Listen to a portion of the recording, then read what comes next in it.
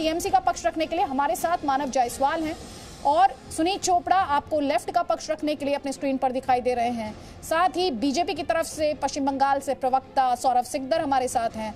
लेकिन पहला सवाल मानव जायसवाल आपसे मैं चाहूंगी, प्रधानमंत्री मोदी द्वारा जो कहा गया एक बार आप ध्यान से सुने, उस पर आपका जवाब चलाइए। अभी हाल ही में आपने कहा कि सभी मुसलमान एक हो जाओ, वोट बंटने मत दो।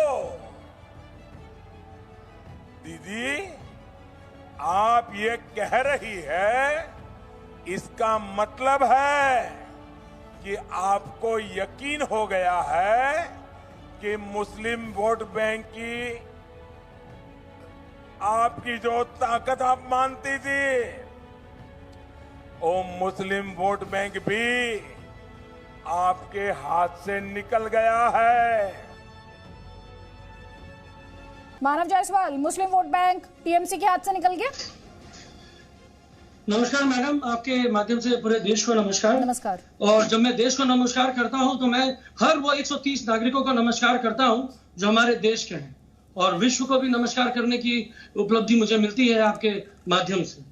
और जहां तक प्रधानमंत्री हमारे हैं, ये वो प्रमुख प्रचारक रहे हैं बीजेपी के, जो बीजेपी मंच से बोलते हैं, उस समय मैं ये मानता नहीं हूं कि वो हमारे प्रधानमंत्री है। उस समय के लिए वो मेरे लिए सिर्फ एक बीजेपी के प्रधान प्रचारक है। ये मैं आपको स्ट्रेट अवे बोल देता हूं। दूसरी बात है, जिस तरीके से वो ध्रुवीकरण और तुष्टीकरण की राजनीति करते हैं, मुझे नहीं पता, मैंने किसी प्रधानमंत्री को अपने जीवन काल में ऐसा नहीं देखा कि जिन्होंने इस तरीके से देश को बांटने की बात करी। मानव जायसवाल, देश को बांटने की बात। मानव जायसवाल, एक सवाल है, आपने कहा जब वो इस तरह से बात करते हैं तो मैं उन्हें बीजेपी का प्रधान प्रचारक मानता हूं। Just for clarity, Mamata Banerjee जब मुसलमानों से ये कहती हैं कि एक हो जाओ, वोट को बंटने मत देना, तो आपके हिसाब से ममता बनर्जी तब पश्चिम बंगाल की मुख्यमंत्री रहती हैं या वो भी टीएमसी की नेत्री ही रहती हैं? मैडम, बहुत छोटी सी बात है। शायद आप इलेक्शन अगर कभी स्कूल या कॉलेजेस में अगर हम लोग इलेक्शन लड़ते हैं तो हम हर वो इंसान को बोलते हैं, भैया वोट एक तरफा हमको दो।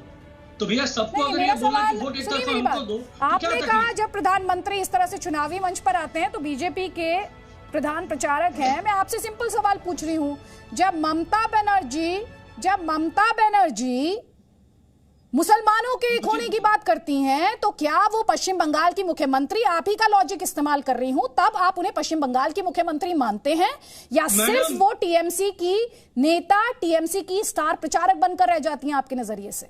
और ये ग्रीन फुटबॉल का मतलब तस्वीर लाइए जरा, और थोड़ा सा मुझे ये जो ग्रीन फुटबॉल है इसका मतलब भी थोड़ा सा समझाएं प्लीज। ग्रीन फुटबॉल, मैं आपको दो चीजें बता देता हूं मैडम।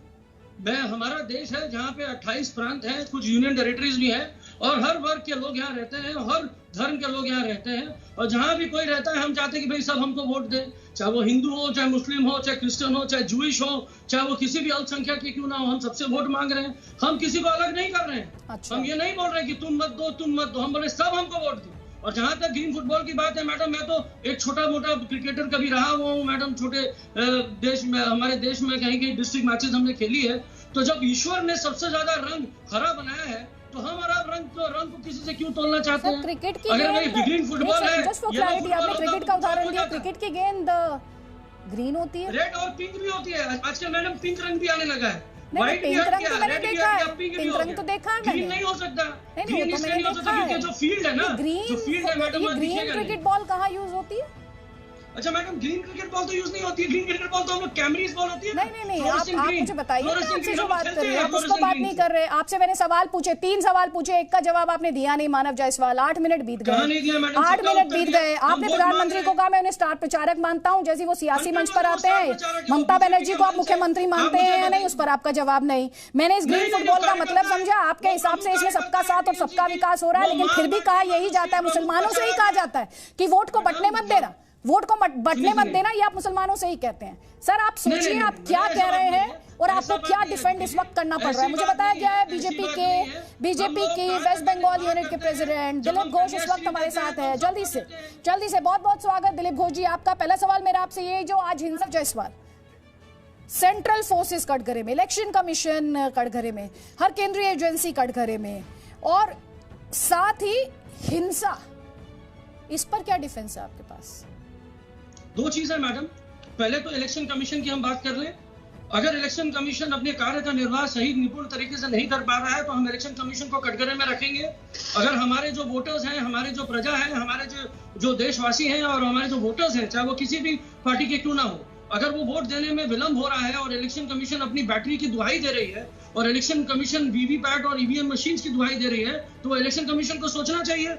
और जहां तक केंद्र वाहिनी का सवाल है मैडम, केंद्र वाहिनी के साथ साथ बहुत ही बार बीजेपी के राज्य शासित बहुत सारे पुलिसकर्मी भी हैं, उन्होंने जोर जबरदस्ती लोगों को डराने की कोशिश करी। और मैं बताना चाहता हूँ मैडम, और आपसे मैं पूरे देश को पॉलिटिकल आरोप है सर आपका, पॉलिटिकल आरोप है, क्योंकि इलेक्शन कमीशन ने जब सेकेंड फेज की पोलिंग हुई जो जवाब लिखे, क्योंकि ममता बनर्जी ने तब भी कई आरोप लगाए थे, हर आरोप को सिरे से खारिज कर दिया गया था, लेकिन आपने आरोप लगाया। सौरभ सिकदर आपको जवाब देना है, सौरभ सिकदर आपको जवाब देना है, कटघरे में ही आपको खड़ा कर रहे हैं, आप इनको खड़ा कर रहे हैं।